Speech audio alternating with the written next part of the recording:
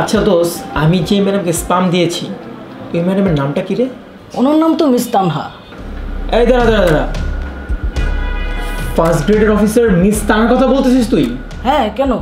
Munshibari block C. হ্যাঁ। Oh sheet, আরে ওই ম্যাডামই তো আমার পেটে লাথি মারছে, আমার রেস্টুরেন্ট ওই ম্যাডামই বন্ধ করছে। হোয়াট এ কোইন্সিডেন্স দোস্ত, যে মেয়েকে তুই স্পাম দিয়েছিস সেই মেয়ে তোর পেটে লাথি মারলো। এবার বুঝতে পেরেছেন যে আপনার সন্তানের বাবাকে? দেখো, তুমি আমাকে স্পাম দিয়েছো, তোমার টাকার প্রয়োজন ছিল, আর আমি স্পাম নিয়েছি, আমার সন্তান প্রয়োজন ছিল। এটা একটা মেডিকেল প্রসেস। তার মানে এটা নয় যে আমার বাচ্চার বাবা তুমি ইমোশনাল ব্ল্যাকমেল করে তুমি তোমার রেস্টুরেন্ট রিওপেন করবে, সেটা সম্ভব না।